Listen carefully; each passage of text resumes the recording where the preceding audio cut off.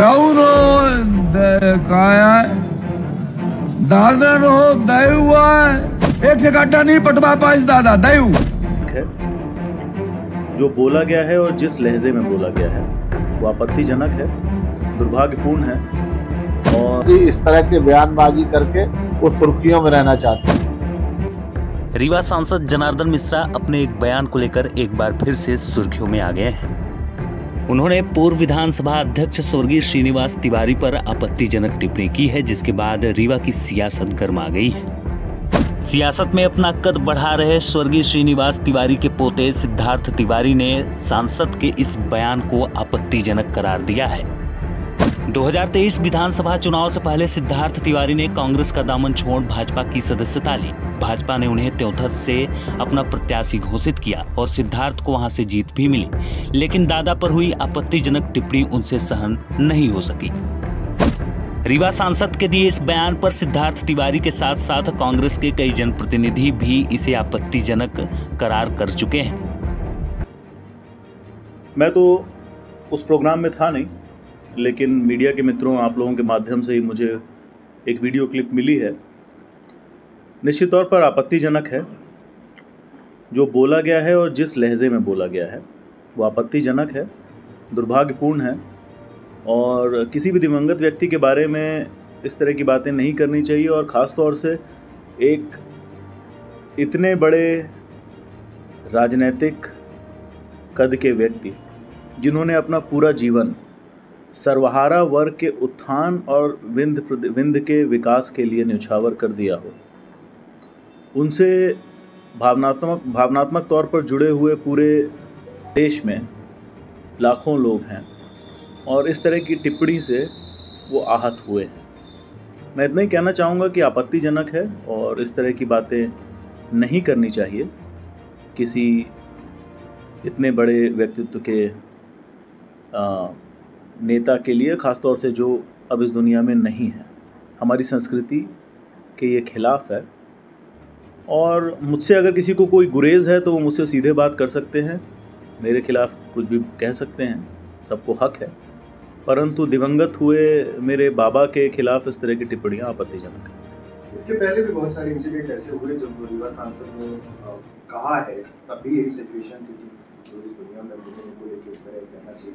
क्या party forum में आप इस मैटर को रेज करेंगे, बताएंगे, चूंकि आपकी ही पार्टी के सांसद है और इस तरह का स्टेटमेंट दिया जो पब्लिक डोमेन में है और लोग उसका विरोध कर रहे हैं? बिल्कुल, भारतीय जनता पार्टी बहुत ही मूल्यों से चलने वाली पार्टी है और जहाँ तक पार्टी फोरम की बात, हमारे यहाँ निश्चित फोरम है, उस पर ये बात उठी भी है, उठेगी भी। परंतु इससे पार्टी का कोई लेना देना नहीं है। ये व्यक्तिगत टिप्पणी एक व्यक्ति की है और मैं ही नहीं, लाखों लोग, उनको चाहने वाले, पंडित श्रीनिवास तिवारी जी को चाहने वाले आहत हैं।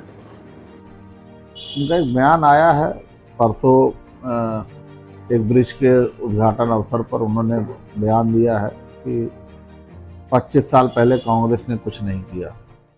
25 साल पहले कांग्रेस ने कुछ नहीं किया, इसी कारण जनता ने नाराज होकर हमें घर बैठाने का काम किया।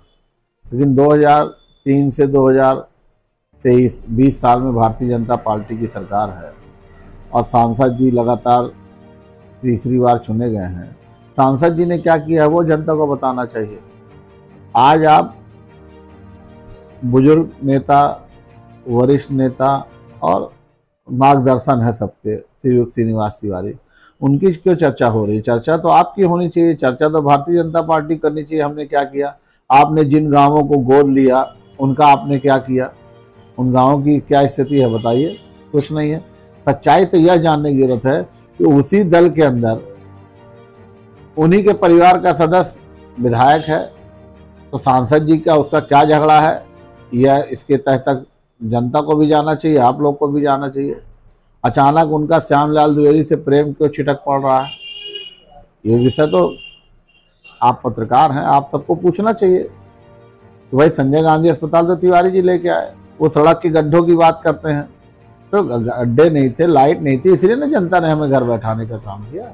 इसे हम सहज स्वीकार करते हैं कि हाँ हमारे में कुछ कमियां रह गई होंगी, इसलिए हमें जनता ने घर बैठा। लेकिन 20 साल से आप क्या कर रहे हैं? रीवा की ये मॉडल सड़क है, कितने सालों में बनी? आपके सामने है। रीवा से सिरमौर की सड़क कितने सालों में बनी, यह भी आपके सामने है। देखिए, पूजनीय है श्रीनिवास तिवारी जी। सांसद जी के साथ दिक्कत अब ये जा रही कि उम्र का एक पड़ाव आ गया उनको जाना होता है इलाहाबाद तो चले जाते हैं सतना। और ये कोई नई बात नहीं है। सांसद जी इस तरह के बयानबाजी करके वो सुर्खियों में रहना चाहते हैं। ये लोकसभा के चुनाव के बाद त्योथर के अंदर कुछ ऐसा हुआ है जिसके कारण मुझे लगता है भारतीय जनता पार्टी के अंदर आपस में भी लट्ठ चल रहे हैं। सांसद जी को तो सोचना चाहिए कि उनके ही दल के अंदर उनका परिवार का व्यक्ति विधायक है, फिर ऐसी बयानबाजी क्यों? अगर बयानबाजी करना है तो उसको बैठा के उसके सामने करना था। अगर हिम्मत है तो पीठ पीछे क्यों किया रहा है? सामने बैठा के बात करें ना।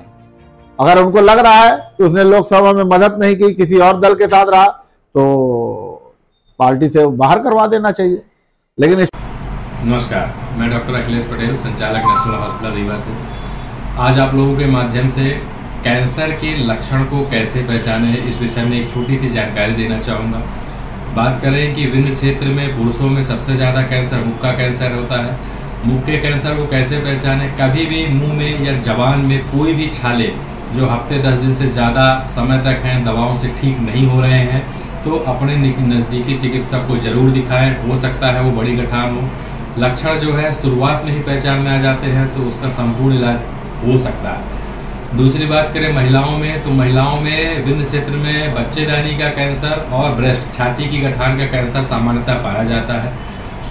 उसमें अपन बात करें लक्षण क्या आते हैं, तो छाती में यदि किसी भी लेडीज को, यदि वो 30 साल या 35 साल से ऊपर की हैं, कैसे भी असामान्य गठान छाती में महसूस होती है तो अपने नज़दीकी चिकित्सक को जरूर दिखाएं।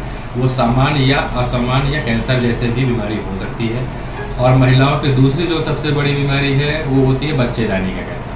बच्चेदानी का कैंसर अमूमन 40 वर्ष के ऊपर की ही महिलाओं में पाया जाता है। उसमें असामयिक तरीके से रक्त का स्राव या मावात का जाना, ये उसका प्रमुख लक्षण रहता है। तो यदि किसी भी महिला को असामान्य रक्तस्राव और मावात जाने की शिकायत लगातार बनी हुई है तो अपने नजदीकी चिकित्सक को जरूर दिखाएं। ये हो सकता है कि बड़ी बीमारी हो। समय रहते यदि इसका पता लगा लिया गया तो इसका इलाज पूरी तरीके से उपलब्ध है। और ये इलाज हम नेशनल अस्पताल रीवा में आयुष्मान, ESIC एवं विभिन्न सरकारी योजनाओं के द्वारा निःशुल्क उपलब्ध कराने के लिए संकल्पित है। नमस्कार।